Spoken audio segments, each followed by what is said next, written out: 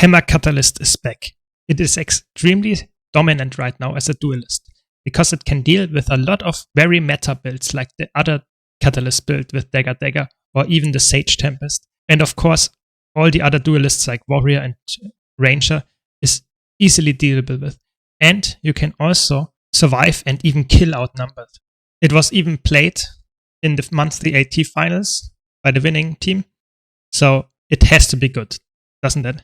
Be sure to watch the video completely because I will go over all the traits and especially the combos that you can do with this build. So it's not about only copying this build, but it's also about understanding how to play it correctly. So let's jump right in. So for gear, it's really straightforward. You want to go Marauder with Dolyak Rune. It's just the best option because you are a light armor class with Elementalist and a low health pool. So you want to get some vitality and some toughness to go with it, to increase your survivability, your defenses. You want to pair that with Fireworks Relic. It's just the best. It almost permanently procs because you have so many skills over 20 seconds. And therefore, it's giving you a lot of damage increase, 10% almost all the time. Really good. There are variants of this. Of course, you can swap around, but I think this is the best setup. I would say you can also go for the Rune of the Scrapper if you want to go a little bit more offensive. But I feel like your offensive is quite fun.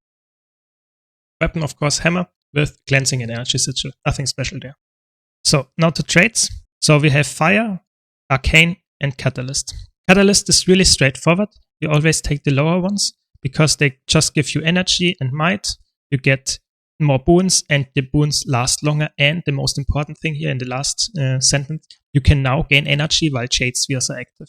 This means you can cast and spam your spheres actually on your point, on you. And you get a lot of boons. You can see it's a lot of quickness, a lot of, not only for you, also for your allies, protection and whatever. All the boons are really, really long lasting. Just because of those 3 traits, you have a lot of access to it.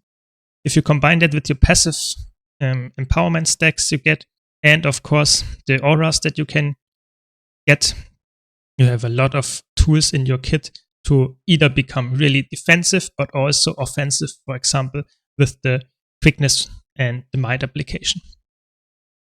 In conjunction with Arcane, you get even more boons and other very important benefits. So you get Fury, really nice, because you swap a lot of attunements all the time. You get a lot of Fury with your sphere as well, so you should have permanent Fury. Really important on a Berserker build or a power build. Then you get some nice other elements when you swap. And then you get some other boons when you swap elements. In conjunction again with the sphere, you should have perma swiftness, perma protection, even perma region, and a high amount of might is possible. So it's really, really strong how many boons you get just because of Arcane and the sphere. And then you get even more concentration, and the recharge reduction on your elemental swap is really important as well. So for the other traits, you get Vigor, and you get a lot of Vigor by running those. And you get the shield when you use your elite skill. That's really important because now your elite skill becomes a really powerful defensive tool as well, not only by resetting your element weapon skills that you are currently in, but also giving you the block. So it's really important to be aware of this because even if you are in an offensive element and you need the block, it might be worthwhile to cast it for the block only. And then, of course, Evasive Arcana always has been the best trait here. It's really, really good. It just gives you a blast finisher and earth, which is really good to combo with your auras if you do it in a field. And of course, the water skill is also really nice because it gives you a cleanse and a healing skill just by dodging. It's really, really good. So Arcane and Catalyst are really good together because they have so many boons and so many defensive tools. Now, Fire is the offensive trait line. But not only that, it's also a cleansing trait line because until now, you don't have any cleanse in your kit. But with Fire, you get a lot of cleanse. Why is that? You get a lot of power, you get a nice damage increase, and you get some recharge reduction and damage increase on your fire skills. But the important thing here is that you get some cleanses whenever you get an aura. And like I said, you get a lot of auras with this because of the Catalyst and the Hammer. So you cleanse a lot of conditions by using this, and you passively cleanse every 60 seconds 3 conditions.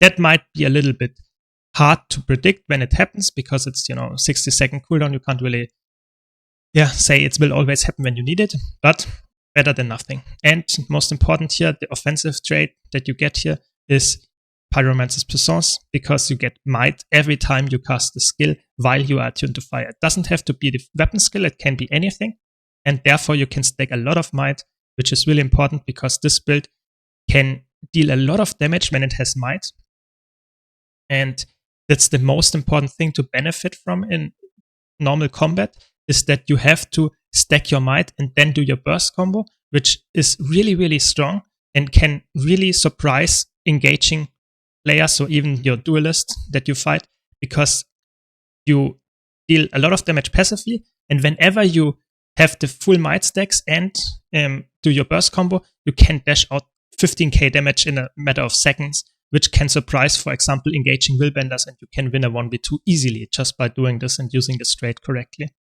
Really important. You can also line it up, of course, for example, stacking might using your fire skills and resetting them with elemental celerity to instantly get another proc of this. Really strong. When it comes to weapon skills, the 3 skills is always really strong because it's a passive damage around you. So it's really good against blind, and it gives you a passive buff as well. So crit chance in air, just straight up damage in fire, some condition damage reduction in water, and some incoming damage reduction in earth. And you can all of them stack together. If you don't spam them, just use them whenever the other one is almost running out. You can upkeep that permanently. It's really big. And your 2 skill is always some kind of whirl, either in melee range or a little bit range. It's damaging skill. Your 4 skill is something defensive most of the time. It's a barrier here and some nice block.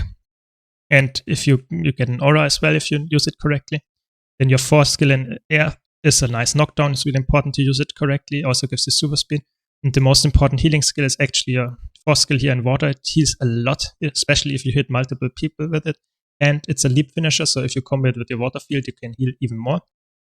And the 5 skill in water is also your biggest Condi cleanse, especially if you hit multiple people. So for your defensive reset, I would always go for water because it gives you the biggest healing and Condi cleanse. But of course, if you need the blast finisher and the immobilize or the block in earth, you can also go for it. All the other attunements are offensive, so this is a stun as well.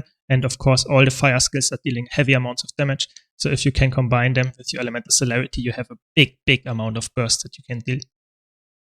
Your spheres, like I said, a lot of might application, swiftness, quickness, resolution, vigor. It's really overloaded. And of course, protection and the resistance. So many boons. You have all of the boons that you can get in the game. The only one that you can't get is stability, because you don't take the staunch aura trait. It's really bad in PvP right now. So, or not really bad, but really small. And therefore you take this one. But you have access to stability with Armor of Earth.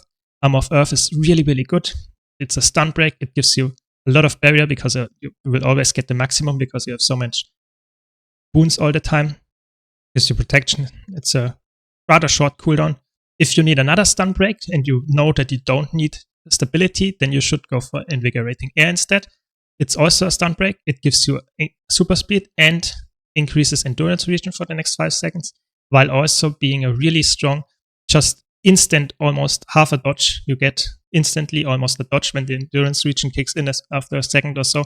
So you get a lot of passive sustain just by doing that, especially when you combine it with Evasive Arcana.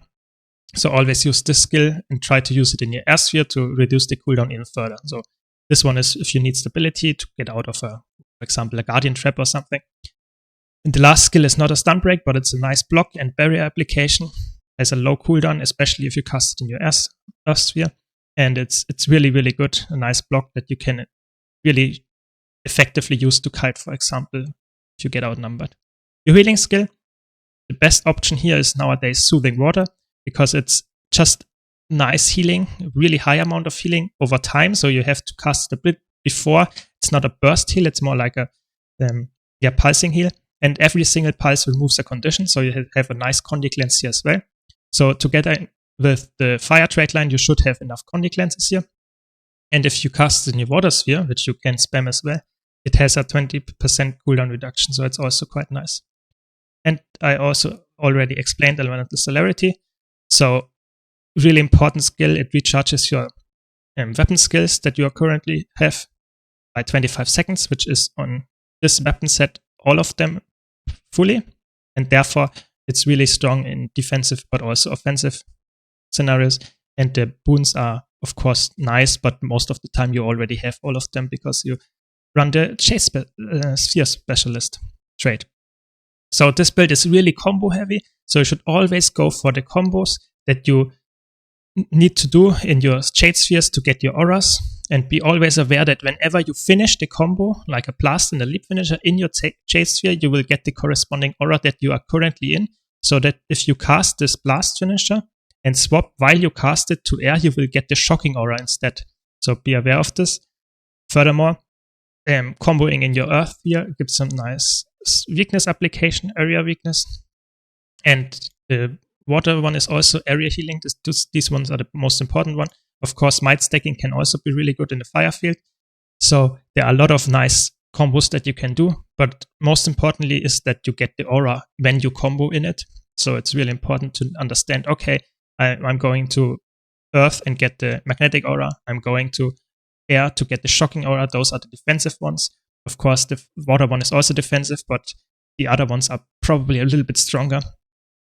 And you can easily get all of them really fast, and you should always proc them in this corresponding attunement just because of the Condi cleanse as well. So it's really, really nice build. It has a lot of combo potential and a lot of damage potential as well. I hope you find this quick guide useful. If you did, be sure to leave a like and subscribe. I would really appreciate it. Thanks a lot for watching, and I hope to see you in the next video.